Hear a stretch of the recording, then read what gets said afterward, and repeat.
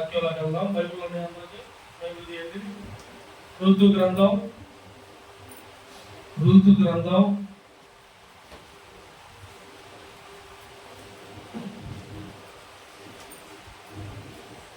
మొదటి అధ్యాయం. ఋతు గ్రంథం మొదటి అధ్యాయం 19వ వచనం నుండి 21 దాకా చదువు. వారు బెత్లెహేమునకు వచ్చినప్పుడు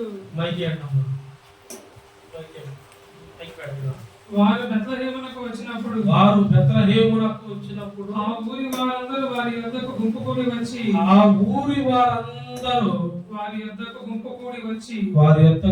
కూడి వచ్చి ఈమె నయోమి కదా అని అనుకొనుచుండగా ఆమె సర్వశక్తి నాకు చాలా సర్వశక్తుడు నాకు చాలా దుఃఖము కలుగు చేసినని గనుక నన్ను నయోమి అనక మారానుడి. నేను సమృద్ధి గల దానినై వెలితిని. యెహోవా నన్ను రిక్తురాలినిగా తిరిగి రాజేశను. మీరు నన్ను నయోమి అని పిలువనేలా యెహోవా నా మీద విరోధముగా సాక్ష్యము పలికెను. సర్వశక్తుడు నన్ను బాధ పరిచయని వారితో చెప్పాను.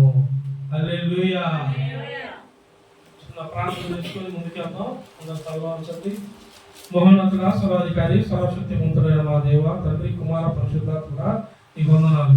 ఈ దినమున నాన్న మాకు తేటకు సూటిగా మాట్లాడి నాన్న ఎవరెవరు నాయన తండ్రి ఈ మాట కొరకు ఎదురు చూస్తున్నారో దేవా, బాధల్లో, ఇరుకుల్లో, ఇబ్బందుల్లో నాయన విరిగిన హృదయాలు ఏ ఆదరణ లేకుండా ఆదరణ లేని ఆ కుటుంబాలకి నువ్వు చేతులందించి నీ మాటల ద్వారా నాయన నా నోటలున్న నాయన నీ మాటల ద్వారా నాయన ప్రతి కుటుంబంలో నీ జీవాత్మలు దేవాలలో నూతనమైన ఉద్యోగమును, వెలుగును, ప్రకాశమైన నీ ఆత్మలను గురించి బాపరిచి స్థిరపరచున్నది. సంఘాన్ని రెండింతలుగా ఆస్వాదించి పరిచర్యము అనేక ప్రాంతాలలో, అనేక రాష్ట్రాల్లో, అనేక పట్టణాల్లో జరిగించమని యేసయ్య పరిశుద్ధ నామములో అడుగుచున్నాము పరమ తండ్రి. ఆమేన్. అందరూ శ్రద్ధగా అండి. కండిలో ఉందా మర్చిపోయేది. మనం నడకుండా అన్ని స్టార్ట్ చేసి మీరు నడకపోతే నాది తప్పి అడగా ప్రతిసారి సైన్ చేస్తాడు. దేవుని స్తోత్రం. హల్లెలూయా. ఇక్కడ ఋతు గ్రంథంలో వారు బెత్లెహేమునకు వచ్చినప్పుడు ఆ ఊరు వారందరూ ఆమె చూసంట ఈమె నయోమి కదా అనుకుంటే, నయోమి అంటే దేవుడు పిలిచిన బిడ్డలు. దేవుడు పిలిచిన బిడ్డలు. అయితే దేవుడు పిలిచిన బిడ్డలకి శ్రమ ఉంటుందా? దేవుడు పిలిచిన బిడ్డలకి ఆపద వస్తుందా? దేవుడు పిలిచిన బిడ్డలకి కష్టాలు వస్తాయా? శ్రద్ధ వినాలందో ఊరికే వాక్యం అబ్బది ఏమి ఉండదు.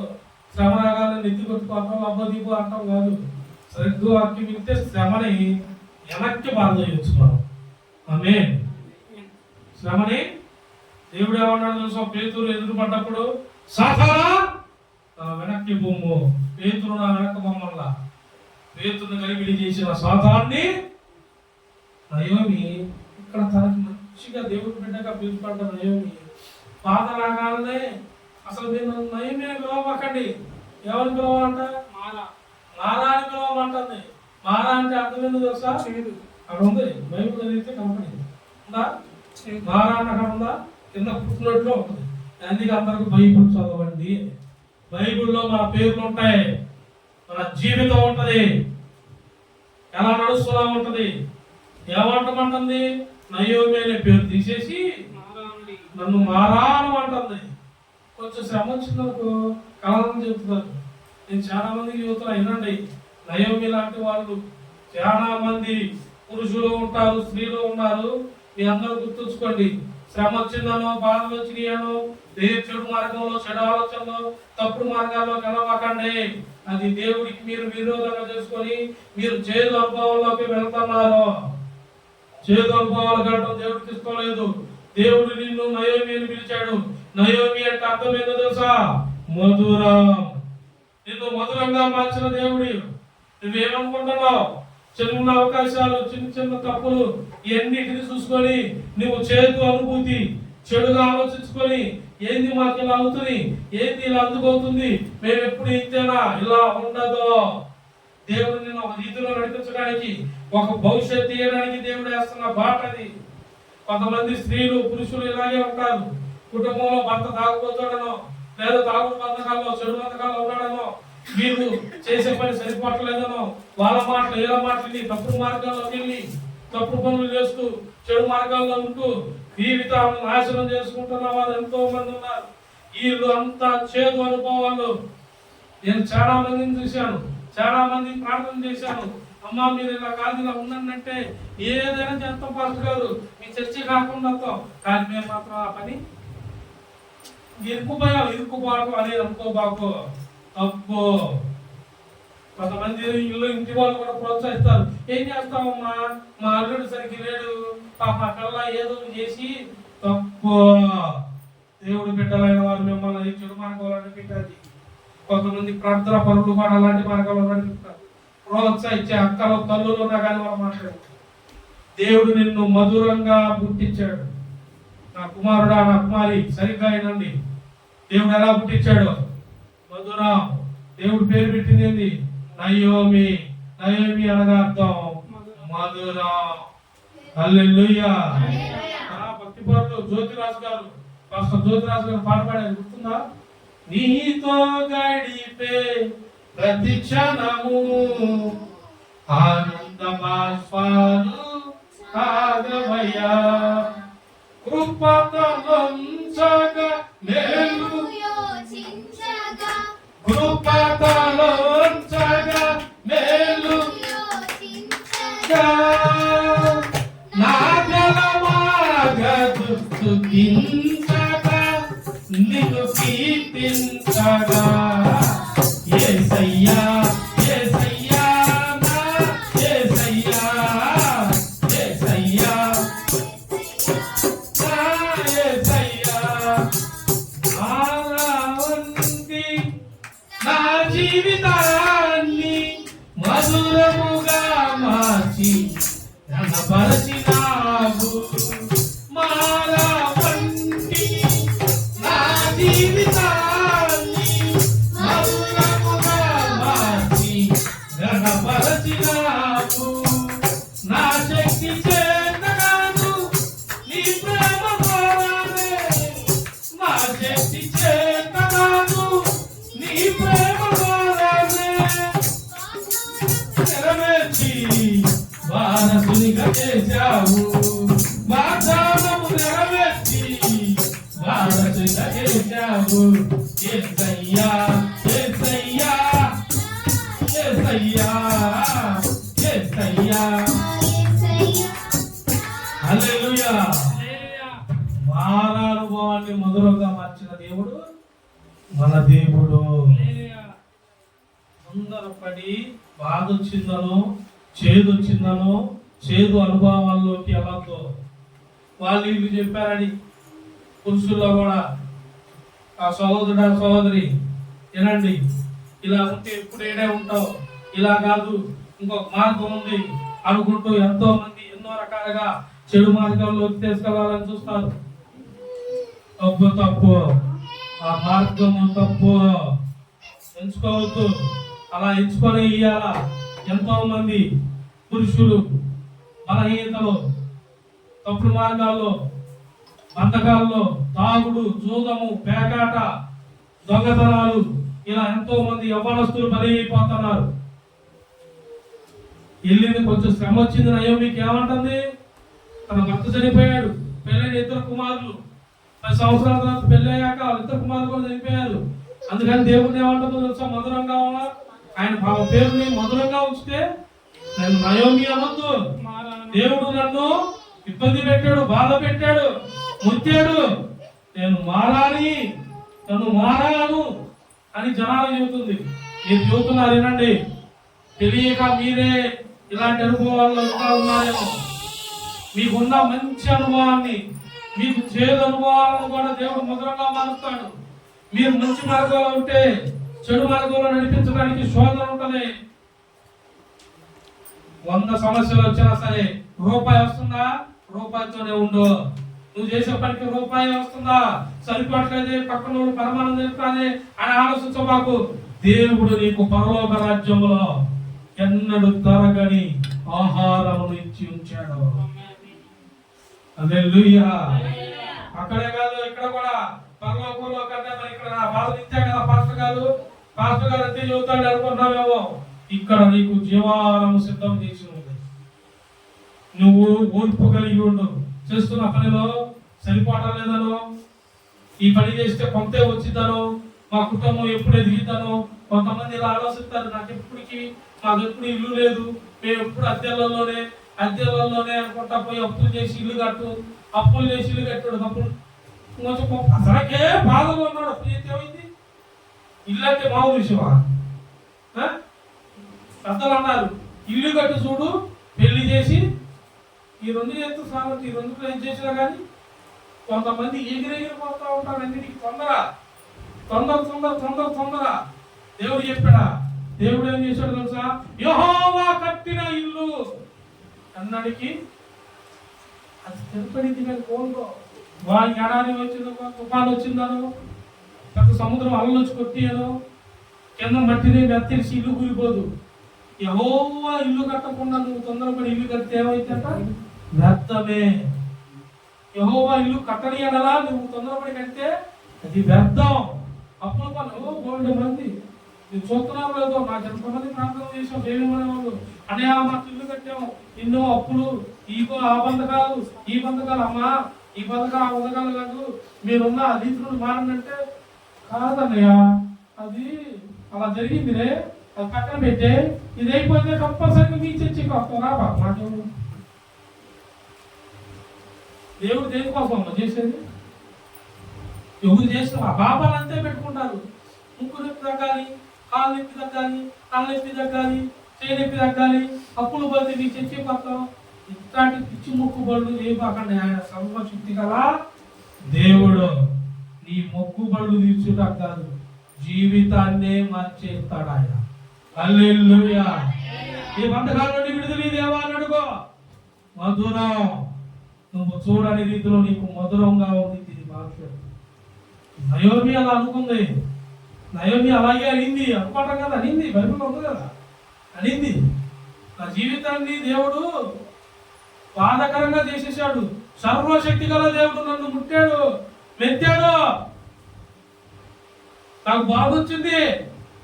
కొంతమంది ఇట్టాడి అనుకొని ఆవేశపడిపోయి కొంచెం గెలిపిగా ఆవేశపడిపోతారు. చెడు మార్గాల్లో, చెడు ఆలోచనలో దేవుడు దూరం అయిపోతూ ఉంటారు, సంఘానికి దూరం అయిపోతూ ఉంటారు. నేను చెబుతున్నా వినండి, పురుషులైనా స్త్రీలైనా యథార్థంగా ఉండండి. మీరు చేసే పనిలోనే ఉండండి. మీరు ఏదో ఆశించి ఇంకో పనికి వెళ్ళొద్దు, చెడు మార్గం అనే పనికి వెళ్ళబాకండి. దేవుడు ఇచ్చిన పని శ్రేష్టమైన పని, దేవుడు ఇచ్చుదా కాదు. రూతు ఏమో తెలుసా? నయోమిని వదిలేవలా, నయోమిని రూతు వదల్లా. ఇద్దరు కోడల్లో వెళ్ళిపోయింది. అక్కడికి ముద్దు పెట్టేసి వెళ్ళిపోయింది. సరే అత్త అనుకుంటా. రూతు మాత్రం ఇలా అత్త కోడలు కాదు, దేవుడు బిడ్డలో. దేవుడు ఎప్పుడు మిమ్మల్ని ఎదురు పెట్టి ఎలా ఉండవు. దేవుడికి ఏ రీతిలో బాట తెరవాలో, ఏ రీతిలో నీ జీవితాన్ని కట్టాలో, ఏ రీతిలో నిన్ను నడిపించాలో దేవుడికి సమస్తము తెలిసే ఉన్నది.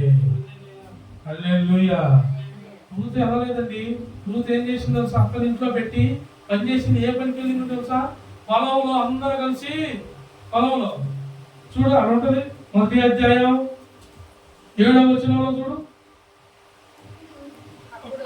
2వ అధ్యాయం 7వ వచనం. 2వ అధ్యాయం. ఆమె నేను కోయువారి వెనుకకు పనల మధ్యను. ఏం మధ్య? పనలు అంటే ఏంటండి? పొలంలో పనులు చేస్తారు. పనులు అంటే అయ్యాక ధాన్యం వేకమ్మా. ధాన్యం మీరు కోసుకుంటా ఉంటారు, పని చేసేవాళ్ళు. కోసుకొని ఆ శ్రేష్టమైన మీ చేతుల్లో ఉంటాయి. రాలి కింద పడతాయి. రాలి ఆ కింద పడ్డాయి ఏరుకుంటుందంట. సిగ్గుపడలా, దేవుడు మమ్మల్ని కింద పడేశాడు అనుకోవాలా. రూతు ఓర్పు కలిగి కింద ఏం చేసిందో సార్ చదువు. పెనలను పనుల మధ్యను ఏరుకొని కూర్చుకొనుటకు దయచేసి నాకు సెలవిమ్మని అడిగాను. హల్లెలూయా. కింద పడ్డ జీవితం అనుకోవాలా.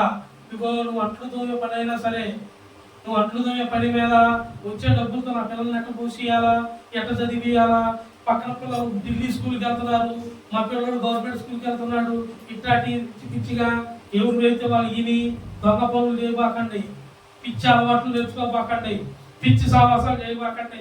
నిన్ను నీ కుటుంబాన్ని తర్వాత ఎత్తి చూపుతారు అందరూ కూడా బాకండి. నువ్వు చేసే పని అది ఏదైతే యథార్థంగా ఉంది. ఒకరి కింద చేయి దాచేది కాదు. నువ్వు కష్టపడి పని చేస్తున్నావు, ఆ వచ్చే రూపాయలతో నీకు దేవుడు తగిన సమయంలో ఇస్తాడు. నీకు ఇస్తాడు. నమ్మకంగా ఉండు. కొంచెంలో బాధపడకుండా సెలవుమందండి. వెనకాల అందరూ స్పష్టంగా ఏరుకొని ఆయన మంచిగా పిడికిలు పెట్టినంత శ్రేష్టంగా తీసుకెళ్ళినంటే వాళ్ళ చేతుల్లో జారి పంట పెనలు పొలాలు ఏరుకుంటుంది. మనం ఏరుకుంటారా? కానీ సొంత పొలాలు మీకు ఉన్నాయనుకో, ఎవరన్నా లేని వాళ్ళు వచ్చి అమ్మ కింద పట్ట ధాన్యం ఏరుకుంటారంటే ఇంకా తీసుకెళ్ళమంటారా? ఒక్కొక్కరు అంటారా? అంటారు, అనుకున్న ఉండరు. ఎస్తు పడ్డాయా కదా, ఎందుకు తిన్న ఇలా జారి పడతారు. అప్పుడు లేని వాళ్ళు రావాళ్ళు పేటలో మన ఊర్లో తెలిసిన వాళ్ళు అంటారు. కొంతమంది దూరం నుండి పొరుగురు నుండి వచ్చి వలస వచ్చినట్టు ఉంటారు. ఒకే ఇస్తారు రైతులు ఇస్తారు, అడిగితే అన్నం ధాన్యం కూరగాయలు సహాయం చేస్తారు.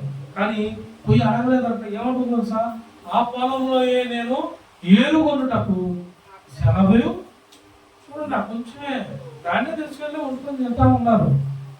పని జీవనోపాధి తప్పు మార్గంలోకి చెప్పి ఆలోచించాలా. మమ్మల్ని ఇలా చేశాడని రూతు అనుకోవాలా, నయోమి అనుకుంది కానీ రూతు అనుకోలేదు. రూతు తప్పు మార్గాల్లోకి వెళ్ళాలా. తన భవిష్యత్తు ఏంది? యవనస్తురాలు, పెళ్ళైంది, తన భర్త చనిపోయాడు. యవనస్తురాలే నా జీవితం పెట్టేందుకు, నేను ఇంకోటి పెళ్లి చేసుకోవచ్చు కదా, ఎవరితో నాకు ఎందుకని వెళ్ళిపోవాలా, నా జీవితం నాదని చూసుకోవాలా.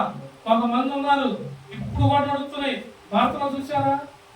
పెళ్లి చేసుకుని వెళ్ళిపోవటం, గొడవలు, పోలీస్ కేసులు, పట్లాట్లు, తల్లిదండ్రులు, ఈ తల్లిదండ్రులు ఆ తల్లిదండ్రులు మొత్తం బస్సు ఎక్కుతున్నారు.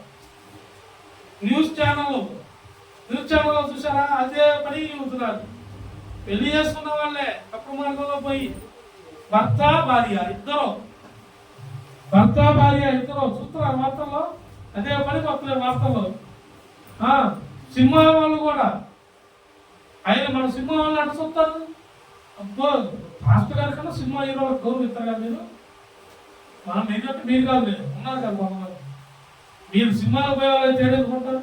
సినిమాలు కదా ఏ స్టార్ వచ్చినా మనకి స్టార్లనే పుట్టించిన వాడు మన దేవుడు. హల్లెలూయా. ఆకాశ నక్షత్రము జ్యోతుల వలె మనం విస్తరింపజేస్తా అన్నాడు. యేసు నామములో మీరు విస్తరించుదురు గాక. ఆమేన్. అలాంటి మనం పట్టించుకోకూడదు. కొత్త సినిమా వచ్చిందంటే పరుగు 1000 రూపాయలు ఎంత టికెట్. మన టీ తాగుతుంటాడు అంటున్నాడు. టీ కాదు, మా అమ్మ ఇంటికాడే పొద్దున్నే వీళ్ళు వస్తారు, మందు పడతారు, చెట్లకి కాలంలో మందు పడతారే వాళ్ళు ఉంటారు కదా. వాళ్ళు వస్తే మా అమ్మ కింద చెట్లు పెట్టింది. మా అమ్మ కుంపటి, చెట్లు కుంపటి మా అమ్మ. అదేమంటే ప్రకృతి. మా అమ్మకి ఆయన కొడతాడు, పొద్దున్నే వచ్చాడు ఆయన కొడుతున్నాడు. మందు కొడతా ఫోన్ రాగానే మందు ఆపేశాడు. హలో, రేపు సెలవే, బెరట్ల డ్యూటీకి 15 టికెట్లు తీసేసుకున్నా. ఒక్కో టికెట్ 20 రూపాయలు 10 అంట, 15 టికెట్లు తీసుకున్నా అంట. ఇదేం పని చేస్తున్నాడమ్మా, కష్టపడి ఆ పని చేస్తాడు. 15 టికెట్లు అంటారు. ఎంత చూడు, ఏముందా నీకు ఎందుకు ఇచ్చావే, నువ్వు ఫోన్ పే కొట్టే నాకు, నేను ఆర్డర్ ఇచ్చేసా, చెప్పా మనోడికి రెడీ ఉన్నాడు అన్నాడు. మళ్ళీ ఫోన్ పే పెట్టేసి వాడికి ఇచ్చాడు. అసలు టికెట్లు చెప్పినోడికి నాకు అమ్మటి చేశారే. వాళ్ళు నాకు ఫోన్ చేశారు, నువ్వు కలపాలే కదా, పరుగు పోయింది, మళ్ళీ నువ్వు టికెట్లు ఇప్పి డబ్బులు రెండు కొట్టాలా యోగులా అంటున్నాడు. వ్యర్థం. నేను చెబుతుంది, వ్యర్థమైన ఆలోచనలో పెట్టుకోపాకండి. వ్యర్థం. ఇక్కడ ఉన్నారు వీళ్ళందరూ ఒకప్పుడు తెలియని వాళ్ళు కదా. అన్నతుడు చూడు, కెమెరామెన్ ఎక్కడ కూర్చున్నాడు. అదే ఒకప్పుడైతే వెళ్ళిపోయి ఉంటాడు నాకు తెలిసి. పాటి వెళ్ళిపోతారు కదమ్మా, ఆగుతారు వీళ్ళు మొబైల్లో. ఆగదు చూడు, ఏం మాట్లాడు. మీరు చూపిస్తాను కదా యూట్యూబ్, అందరూ అడుగుతున్నారు ఈ మధ్య పోయిన వారం చెప్పామన్నా అమ్మాయి కూడా అన్నాను చూపించారు పెడతానమ్మా పెడతా ఏదో ఒక రోజు సర్ప్రైజ్ ఇంకో చూపిస్తామా ఈ అమ్మాయి ఫేస్ని దేవునికి స్తోత్రం కలుగుతుంది కాక హల్లెలూయా. ఇలాంటి పెట్టబాకండి. వ్యర్థమైంది నేను అంటుంది ఏంటంటే వ్యర్థమైన జీవితాలు, మీకు వ్యర్థమైన మాటలు చెప్పేవాళ్ళు, మిమ్మల్ని ఏదో చేయాలనుకుంటారు. ఏముండవారా అంత చెడు మార్గం అది. చెడు తప్పు మార్గాల్లోకి వెళ్ళకండి. వ్యర్థమైన ఆలోచనలు పెట్టుకోపాకండి. కొంతమంది యవనస్తులు ఇంతే ఆలోచిస్తున్నారు. మరీ ఆడపిల్లలు మరీ ఘోరంగా ఉన్నారు. మాకు వయసు అయిపోతుంది పెళ్లి కావట్లేదు అని వీళ్ళు చేస్తారో చేయరు, వీళ్ళు చేస్తారు వాళ్ళు చేసిందా కాదు, చేసేవాళ్ళు కాదు. పురుషులు స్త్రీలు చాలా జాగ్రత్తగా ఉండాలి. వ్యర్థంగా మీరు ఆలోచించుకోవద్దు. అయ్యో మీలాగా ఋతు చూసావా, ఓర్పు కలిగి అత్తని వీడక యవ్వనస్తురాలు భర్త చనిపోయినా వ్యర్థంగా ఆలోచించలేదు. శరీరానికి కానీ లోకానికి కానీ ఎక్కడ చోటు ఇవ్వాలా. దేవుడు నాకు తోడున్నాడు, ఏదో ఒక రోజు బాగా వేస్తాడు అనుకుంది. అత్తని ఇంట్లో పెట్టి పొలంలోకి వెళ్ళి ఏమేరుకుంది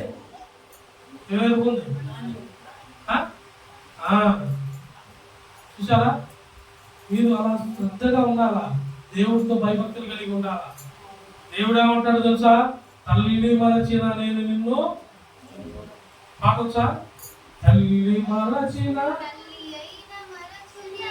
నేను నిన్ను చూడు నా చేతులను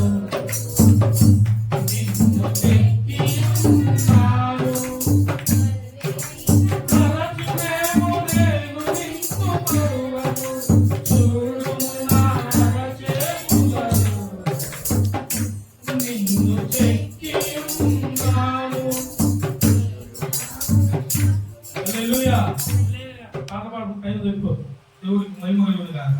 ఆరాధన భలే జరుగుతుంది. ఆ పాట బాగా దేవుడికి మహిమ కలుగుతుంది కాక. హల్లెలూయా.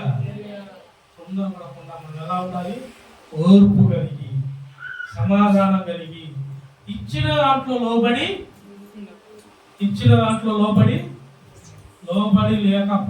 లేకపోతే నీ జీవితం దేవుడు కాదు. చూసుకో ఏబు గ్రంథం 30వ అధ్యాయం, ఏబు గ్రంథం 30వ అధ్యాయం అయిపోయింది. ఏబు గ్రంథం 30వ అధ్యాయం 11వ మాట, ఆయన నా త్రాడు విప్పి నన్ను బాధించెను అనుకున్నాడు. ఏబు గారు కూడా కావున వారు నాకు లోపడక కళ్ళెము వదిలించుకొందురు. మీరు దీక్షగా చదివేశాలే. హల్లెలూయా. ఇంకో వాక్యం చూడండి, కీర్తన గ్రంథం 88వ అధ్యాయం, కీర్తన గ్రంథం 88వ అధ్యాయం 7వ మాట,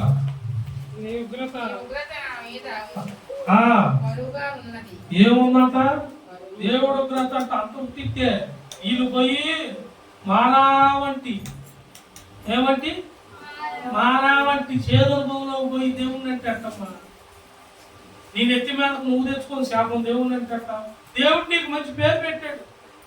అన్నాకి ఏమని పెట్టాడు, అన్నా అని పెట్టాడు. అన్న ఏం చేసిందో సార్, జనాలందరూ నీకు గర్భఫలం లేదు అట్టా ఇట్టా నువ్వు కొట్లాది అట్లాది అన్నా బాధపడాలా.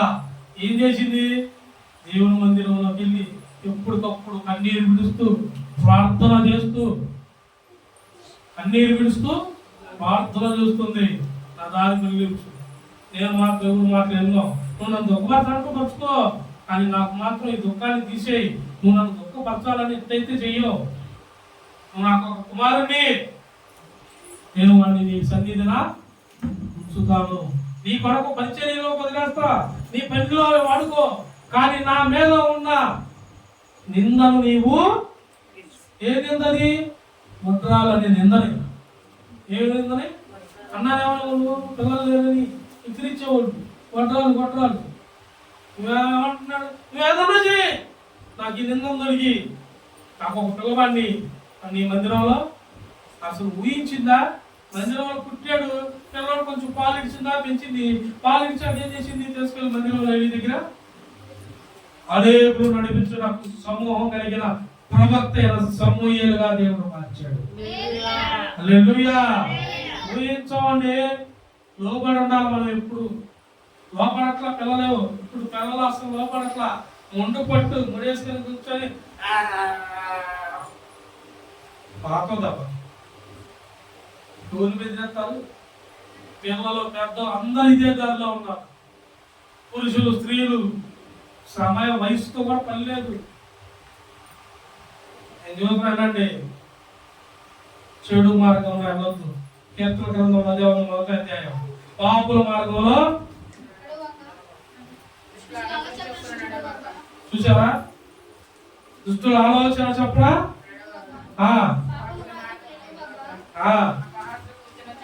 ఈ ఎన్ని చోట్ల కూర్చున్నానికి ఏమైంది, తగి అయింది, చేదైంది, బాధ అయిపోయింది. పాపులతోనూ అపహాసుకులతో కూర్చుంటే అపహాసుకులు ఏం చేస్తారు, ఎప్పుడు అపహసించే మాటలే, నిందలేసే మాటలే, ఎక్కిరిచ్చే మాటలు. వాళ్ళతో కూర్చున్నానికి ఏమైంది, నీకు కూడా అయ్యే బుద్ధులు. మనకేముందో తెలుసా, అందుకే ఖాళీ సమయం దొరికితే స్త్రీ అయిన పురుషుడైనా ఏం చేయాలా, దేవుణ్ణి స్తుతించాలా, నోట్లో ప్రార్థనలో గడుపుకోవాలా. ఖాళీ సమయం దొరికినప్పుడు ప్రార్థనలో గడపండి అమ్మా అంట. యూట్యూబ్ ఇక్కడ వాక్యం అయిపోగానే ఇంటికి వెళ్ళి ఇది పెడతాం కదా, వాక్యం ఎంతమంది మీరు చూస్తున్నారు చెప్పండి. అసలు వాక్యానికి ఎప్పుడు లైక్ కొట్టండి. మీరే దాదాపు ఫోన్లో 15 ఫోన్లు ఉన్నాయి. మీరు కొడితే అమ్మటి కత్తిమల ఇప్పుడు ఇంకొక 15 మీరు ఎవరన్నా కొడుతున్నారా, నేను చూస్తున్నా అన్నిటికీ ఏ వాక్యాన్ని మీరు కొట్టండి. నేను ప్రతిదీ చూస్తున్నా. ఒక్కళ్ళు కొడుతున్నారు ఇంట్లో, నలుగురు మేడం. మీరు చూసారా, నేను నిన్న ఆ సెల్లు తీసుకొని నిన్న ప్రార్థనకు వచ్చాను, కూర్చొని ప్రార్థన చేసుకొని ఆ సెల్లు తీసి చూశాను. ఆ ఒకసారి కొట్టాను, నేను కొట్టాను. వాక్యం ఓపెన్ చేసి నేను కొట్టిన తర్వాత చూస్తే ఇంతకు చూశాను. మీరు రన్నింగ్ మీకు పని ఇచ్చాడు, నేను చెబుతున్నా. మీరు అశ్రద్ధ కలిగి ఉండొద్దు దేవుడి పని మీద. మీరు దేవుడి పని అశ్రద్ధ చేస్తే మీరే. దేవుడికి ఎవరైతే ఇష్టడో వాడిని చూసుకుంటాడు. మళ్ళీ నేను చెబుతున్నా, అన్నయ్య నువ్వు ఫస్ట్ మమ్మల్ని మాకే అన్నావు కదా, మరేంది అన్నయ్య అని తర్వాత నన్ను అడిగినా నేనేమి నువ్వేం చేస్తావా, నువ్వు పోగొట్టుకున్నావు నువ్వు, మేము కాదు. నేను నిన్ను ఫస్ట్ నుండి నేను ఎవరైనా గద్దీసుకొని ఉన్నాను. వాక్యం కూడా పరిశుద్ధాత్మకు గద్దిస్తానే. మీరు బాగుపడండి, చదవండి, వాక్యాన్ని ధ్యానించండి. వాక్యాన్ని ధ్యానిపోతే నయోమి లాగా అవుతారు. నయోమి అన్నట్టు దేవుడిని అంటారు. మీరు మధురంగా ఉన్నదాన్ని మాలాగా చేదనుభవంగా ఎందుకు చేసుకుంటున్నారు? దేవుడు మధురంగా మారుస్తాడు నిన్ను. మధుర గీతం పాడుకుంటావు నువ్వు. దేవుడు నిన్ను మధురంగా ఉంచునుగాక. మధురమైన పాటలోకి నువ్వు నడుచుదువుగాక. చూడు, అంత కష్టపడి పన్నలు అసలు పొలంలో పన్నలన్నీ ఏరుకుంటుంది, వెనకాల ఏరుకుంటుంది. 4వ అధ్యాయంలో ఏమైందో చూడండి. 4వ అధ్యాయం ఋతు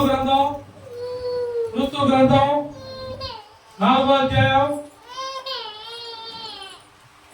ఋతు గ్రంథం 4వ అధ్యాయం 11-12 చూడండి. ఋతు గ్రంథం 4వ అధ్యాయం, ఎఫ్రాతాలో నీకు క్షేమాభివృద్ధి కలిగిన వాడువై బెత్లెహేములో. ఆమేన్. బెత్లెహేములో చదువు.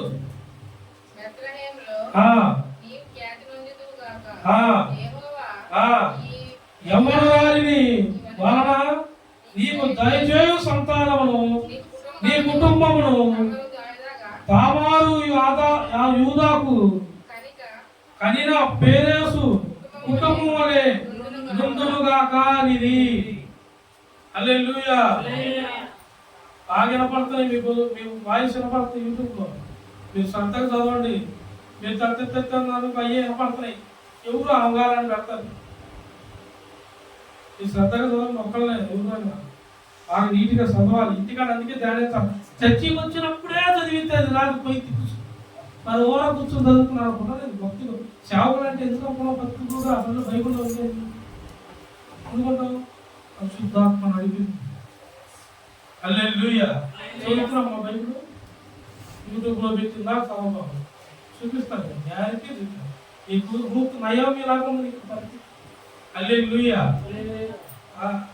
ఎవరు అనుకున్నారా? అదే మీరు అనుకున్నారు కానీ దేవునికి మహిమ ఉంది.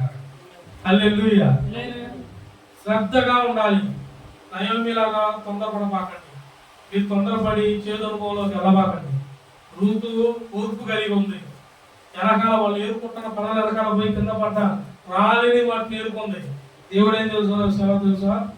రూతుకి బోయాజును భర్తగా బోయాజు పొలంలోనే రూతు పోయి ఏరుకుంటుంది తెలుసా?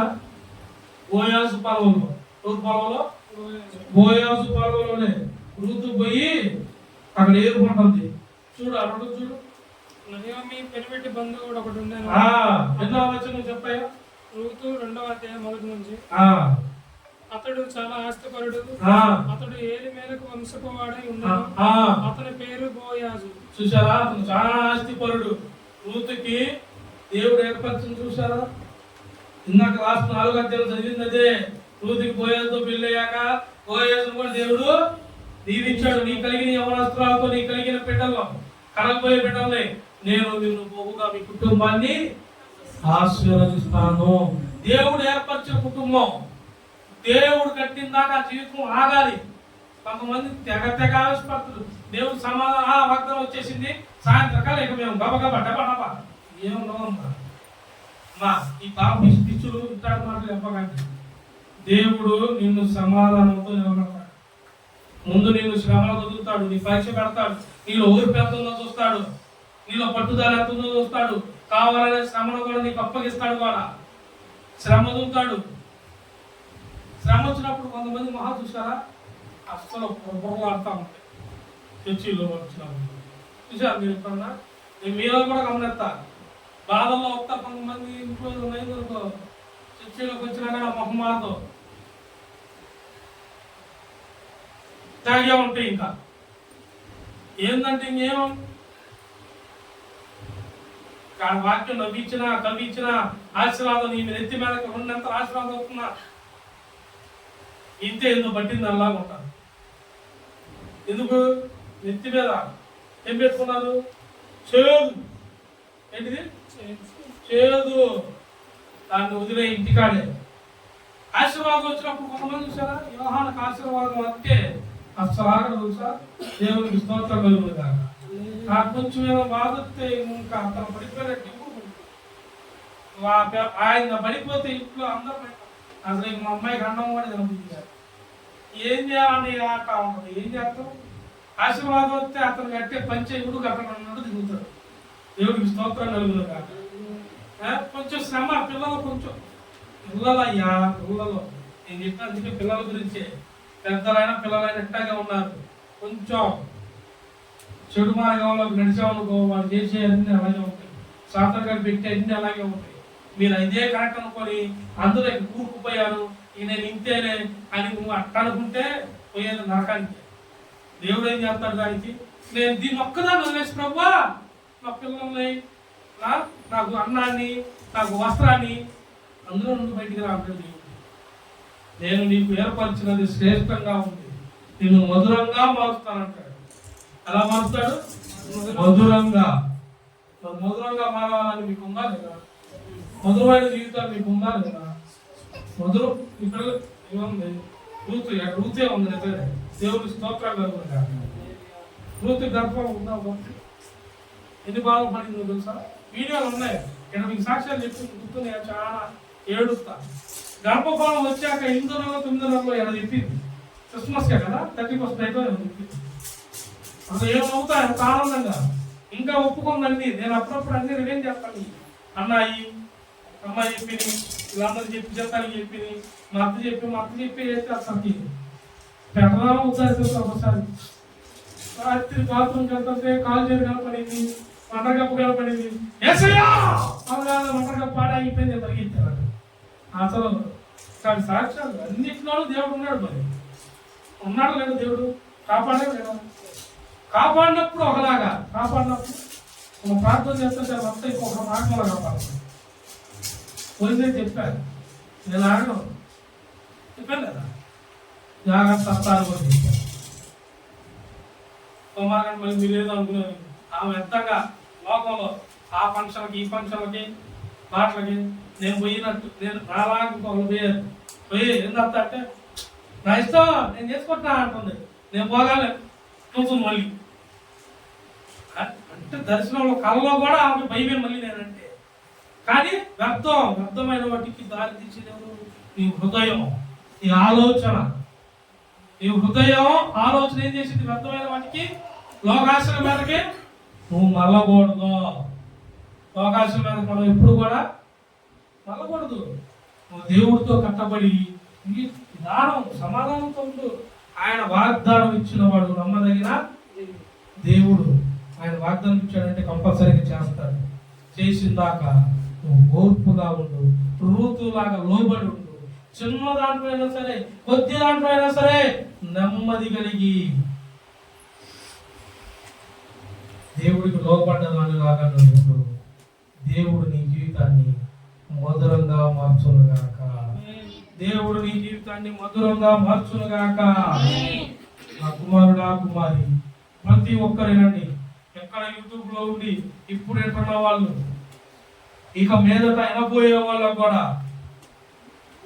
నయమిలాగా నువ్వు ఉండద్దు. రూతులాగా దేవుడు నిన్ను మార్చునుగాక. నువ్వు మధురంగా నీ జీవితం ఉండునుగాక.